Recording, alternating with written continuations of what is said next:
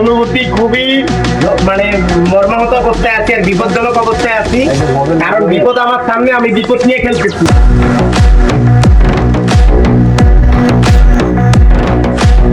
নিজের হালাল টাকা খেতে এসেছি আজকে, কোনো মুরব্বি টুরব্বির খানা নাই, ঠিক আছে? এক দোষীতে আমি 999 উঠাইছি, মুরব্বির যদি মারি তাহলে শেষ হয়ে যাবে।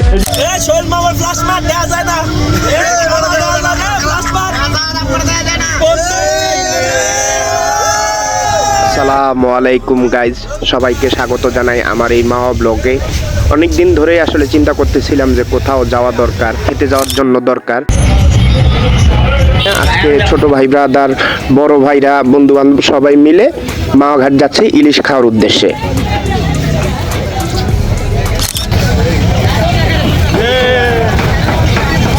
আর এই প্ল্যানটা খুবই সাডেন প্ল্যান, এটাতে কোনো প্ল্যানিং ছিল না যে ইচ্ছে করতেছিল যে যাব, বন্ধুদেরকে জানাই, বড় ভাইদেরকে জানাই, পরে বলে যে ঠিক আছে, কাছের ছোট ভাই আছে ওদেরকেও নিয়ে আমরা সবাই একসাথে আসলে মুভ করি। মাওয়া চলে যাই, মাওয়া যাওয়ার পরে কিছুক্ষণ ঘোরাঘুরির পরে আমরা ইলিশ দেখা শুরু করি, কারণ আমরা যেতে যেতে প্রায় একটা দেড়টার মতো বেজে গেছে। তো ওই সময় আসলে আমরা ইলিশ মাছ অর্ডার করি এবং আপনারা দেখতে পাচ্ছেন যে আমি 2টা ইলিশ হাতে ধরে রাখছি। এই 2টা ইলিশ আসলে আমরা দামাদামি করি 2000 টাকা করে। ওনারা বড় ইলিশ দেখে ওনারা দাম বেশি চাচ্ছিল, কিন্তু মাওয়াঘাটে একটা জিনিস মনে রাখবেন যে ইলিশ দামাদামি করবেন। যদি ইলিশ দামাদামি না করেন তাহলে কিন্তু আপনি মজাটা বুঝবেন না, যে হ্যাঁ আপনি টাকা দিয়ে তো ইলিশ কিনেই খাবেন, কিন্তু আসলে দামাদামি করবেন। দামাদামি না করলে আসলে একটু কমানো সম্ভব না, বা দামাদামি করলে আপনি আসলে আসল প্রাইসটা বুঝবেন না।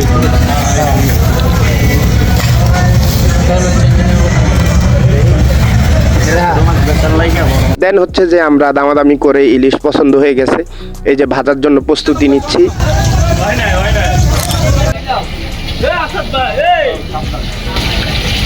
ভাই আপনার অনুভূতিটা কি? আমার অনুভূতি খুবই মানে মর্মাহত অবস্থায় আছি আর বিপজ্জনক অবস্থায় আছি, কারণ বিপদ আমার সামনে, আমি বিপদ নিয়ে খেলতেছি। আকাশ করে ফুটে আর ফুটে, ফুটে আর ফুটে।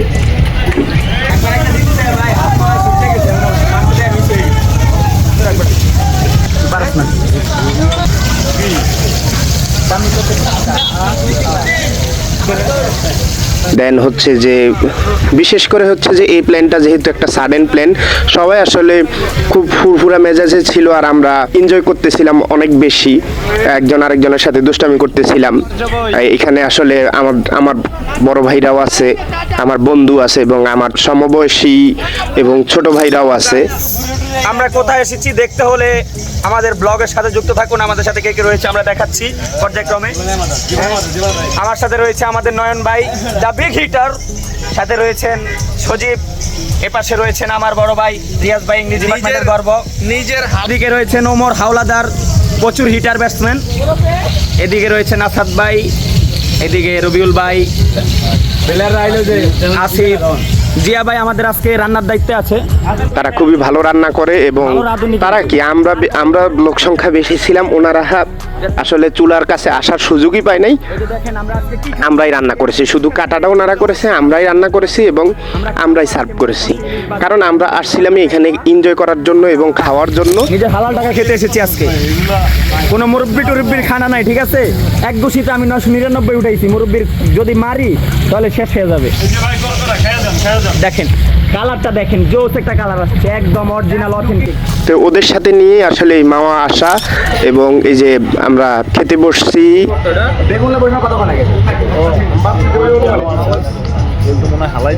আমরা যদি আগে বুঝতে পারতাম যে ভর্তাটা ওনারা এত ভালো বানায়, তাহলে আমরা 2টা মাছের মধ্যে একটা মাছ দিতাম ভর্তার জন্য, আর আরো 2টা মাছ আমরা কিনে নিতাম। এখানে আসলে একটা স্ক্যাম চলে, যে এরকম যে আপনি যে লেজ ভর্তা দিবেন ওনারা, ওইটার সাথে ওনারা আসলে আরেকটা ভর্তা দিয়ে দেয়, ছোট ভর্তা, ওইটার দাম ওনারা 100 টাকা করে রাখে, যার কারণে আপনারা হয়তো মনে করেন যে ওইটাই লেজ ভর্তা, সবাই ওইটা নিয়ে খাওয়া শুরু করে।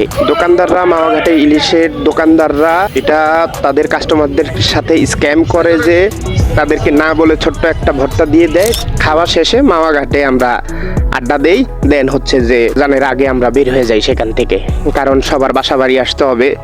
তো আপনাদের সাথে দেখা হবে নেক্সট কোনো ব্লগে।